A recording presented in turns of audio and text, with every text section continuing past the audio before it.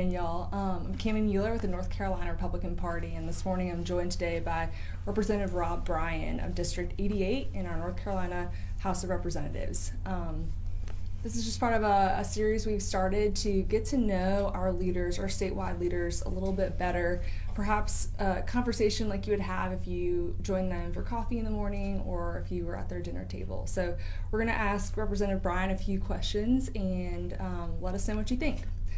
Thank you for coming this morning and Thanks joining for having us. me. Absolutely. So tell us a little bit about where you come from, where you grew up, your family.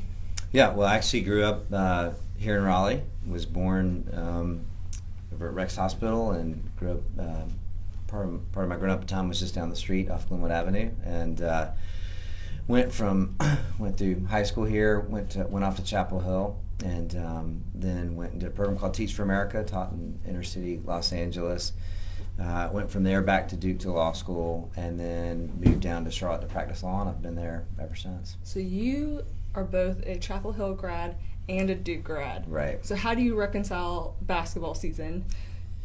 You know, and full disclosure too, my dad and granddad went to state, so I actually grew up a state fan. Like sold drinks at middle school games and you know at state where you sell the drinks, get to watch the fourth quarter of the game. So I really had lots of issues, sort of, you know, dealing with all with my college situations. You know, generally, I mean, I hate Duke slightly less than I used to. Still a big Tar Heel fan. Okay. So. Fair enough. Well, you mentioned you're now in Charlotte. What do you do when you're not here in Raleigh at the General Assembly? Tell us about your family, your wife and kids. Sure. Yeah, I was kind of laughing when you said like having coffee with me at home or being with my family. If we did that, there would be like things flying across the screen. We have 6 kids. Actually met my wife working on the Hill in DC, and came down, like I said, to practice law in Charlotte, and we have kids ranging from age 17 to 8. We have 4 girls and 2 boys. Our 5th child is adopted from Ethiopia, and we had a little surprise add-on, so they're almost the same age, and we sometimes call them Thing 1 and Thing 2.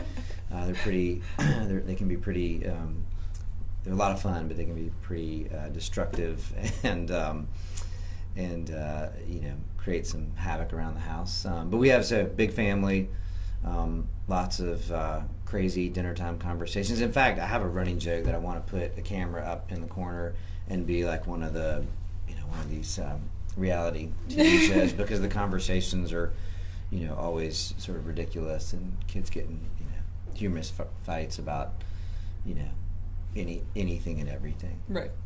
The most minuscule thing they want to pick a fight about. And they've actually all gotten very political too, so it's hilarious to watch them watch ads on TV and comment on them much more than most kids their age would, because they've, you know, some have grown up with me, you know, being in the political world for long enough. And in fact, I think one of my opponent's commercials came on, and my daughter got real fired up and said, "She's a liar," and you know, went into this like protecting her dad. Yeah. And so my wife texted me this, and I was like, you know, it's pretty. She's funny. on Team Dad. I think That's right. It's a good team to be on. She is. Absolutely. Well, you have 6 kids and a wife. So in the spare time you do have, which I imagine is few and far between, what are some of your hobbies? What do you enjoy doing? I mean, I wanted to give it, you know, a nice answer. Like I love sports and travel and theater, and I sort of joke that's true. A lot of it is done in conjunction with my children. Lots of soccer games, field hockey games, where I get to go, and you know, it's fun. We live in a great big neighborhood in my district, big yard, and I have lots of soccer and other sports out in the yard. So pre-game, sometimes I get to go have my son beat me at soccer. It's getting bad now. Dad's getting you know, older and trying to keep up. I still can do all right, and he'll get and if I hang with him, he gets, you know, he's starting to feel like he should be able to beat me, and so when I hang with him, I feel pretty good. Right, a little competitive instinct. Yeah. So you mentioned you went to law school before you became part of our General Assembly. you a practicing lawyer? Yeah. Tell us a little bit about what you do when you're up there. Yeah, worked in for most of the past 18 years as a commercial real estate attorney in Charlotte. And Charlotte's been, just like Raleigh has a great growing market. We've seen loads of development. I worked with a lot of developers doing office projects, retail projects, multifamily. We've sort of seen Charlotte just explode. And so it's actually given me a lot of insight into what a lot of smaller businesses have to deal with when they're trying to work through a regulatory system. They're trying to build, an apartment complex. You're trying to build a shopping center, and running through what drives up costs for that. Do the regulations that are in place even make sense? Do folks understand how much when you delay projects and someone's borrowed money from their investors, how much that costs them? So it's been a great sort of educational experience. And as a transactional lawyer, I think one of the things that's helped me as a legislator is I'm used to trying to make deals and keep a process moving. You want to keep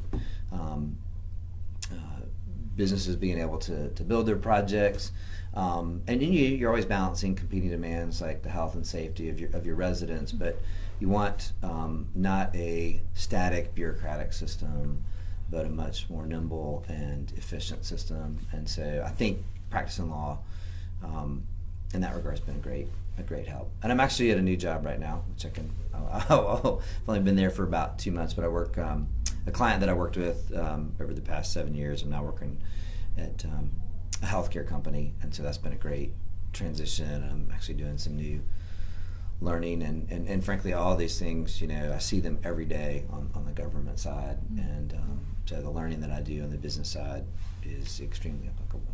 That's great. It's nice to be able to have a synergy between what you're doing every day and excuse me, and what you're doing here in Raleigh. It's great when those things layer well. So tell us a little bit about District 88. What is maybe your favorite thing, or tell us about the people that are in your district. Yeah, we got a great district. I mean, Charlotte is, or Mecklenburg County, we actually have 12 House districts in one county. So you can tell it packed in, and my district's about 3 miles wide and about 8 miles long down, sort of going all the way from Dilworth down to 485. And one of the things I love is there are a load of great restaurants and just, sort of good, sort of family-friendly activities throughout the district. Lots of good neighborhoods. Soccer fields galore for kids to play on, and for the district has a good mix when you go up sort of in the south end area of a lot of young professionals. You got the light rail sort of zipping you into uptown, and then we have sort of neighborhoods through the old historic neighborhoods like Dilworth, through Myers Park, and out to larger suburban areas where you're seeing just incredible growth, but lots of families, young kids. So it's a great district. I think you mentioned growth a couple times, and I'd be remiss if I didn't mention, or rather thank you for your help with that. North Carolina is the fastest growing economy in the whole nation, and in part because of the great work y'all are doing in the General Assembly. And so thank you for cutting our taxes, for creating an environment where jobs can be created, and that's very important, and it keeps us competitive with the rest of not just the nation but the world. So keep it up. Thanks, we'll try to. Right, good. Well, tell us a little bit, what's like your most favorite accomplishment since you've been in the House? It's just really been a fun 4 years. Just finishing my second term. For me, I think one of the most exciting pieces of legislation I got to work on was the Opportunity Scholarship Bill. Mm-hmm. Because of my time doing Teach for America, Speaker, now Senator Tillis, said, hey, I know you're interested in this. I'd love for you to work on this bill as a freshman. And so it was a pretty contentious bill as a freshman to work on, but it provides scholarships for lower income students to go to the school of their choice. It provides a scholarship of about $4,200, and kids that have been, that aren't doing well in a public school get the opportunity to say, hey, parents can say, I found a great school for my kid, and I actually get the opportunity to send my kid there. And it is actually fun for me outside my window at work. There's a Brookstone school, which is a great school, which has about 35 kids on the Opportunity Scholarship now. And these kids are just, knocking it out of the park, really doing well, and getting to work on a bill like that where I get to see, much like when I did Teach for America, real life impact of something you worked on, and kids and families benefiting from it. Mm-hmm. So it's been, it's been great for me, because we all realize when you're in a sort of a static system, my thought is always parents are the most concerned about their kids' well-being. And there's even times when you're in a school that's, relatively, it's not necessarily a bad school, but it's not a good fit for that child. And so as a parent, you always really want to be able to make the best choice for your child. And I think running and working on that bill, I've gotten to see that opportunity for thousands of kids across the state. That's really cool. That's gratifying, I'm sure, to even just drive by and think there are students that are able to go there that otherwise would be in either a school that wasn't performing well, or, like you said, a school that just wasn't a good fit. So parlaying from that, should you be elected again, and we certainly hope that you're afforded that opportunity by your constituents, what do you hope to do going forward? What's sort of your goal? There are, the funny thing is, you feel like getting to work on some big pieces of legislation. I always wonder, you feel like such a big accomplishment, but you realize in a state like ours, and I see this on the business side every day, there are so many things that government, if it wants to sort of be 21st century prepared, nimble and efficient like it should be. I mean, I think from the Republican perspective, we want a limited government, but we want what government actually does. We want it to do it efficiently and in a way that serves people well. We want to view, the people of our state as constituents that we are responsive to. And I think one of the big things that we had a little subcommittee or a little subgroup of folks start thinking about was the issue of pension reform in North Carolina. We have all these long-term liabilities, and we have done an incredible job getting our fiscal health in order in the state. And I think really one of the main pieces, we've done a great job reforming the tax code. I think really making our regulatory scheme much better. Much better for serving the health and safety of our residents and allowing businesses to sort of freely operate. But when you look at the future, you look at all these long-term costs related to, instead of, defined benefits having defined contributions, and trying to move. And I think, the people that have been in the existing system or made certain promises, and I think we're more talking about how do we plan for the future when we think about our benefits. How do we make sure we have fiscal health in our state for the next 40 and 50 years, so that when my kids and their kids are here, we're not facing the issues that you see in California and New York, where they just got massive spending problems because they just keep promising and keep spending with money that they don't actually have. So I think there's some great opportunities. I think there'll be a lot of fun education things to work on still. We've got more work to do on teacher pay, and I think you'll see us keep working on that. And really, I think hopefully more and more making sure the teachers that are having the biggest impact on our kids really get rewarded for that, whether they've been teaching for 35 years or whether they've been teaching for 5 years. That's great. Before we sign off, I do have to mention one thing I've learned about Representative Bryan this morning and some of his staffers who are here with us in the room.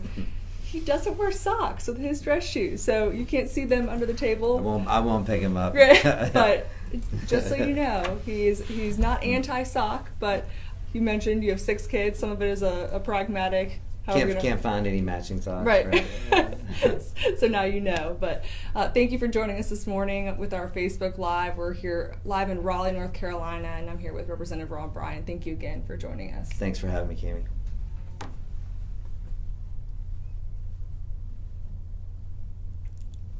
Cami.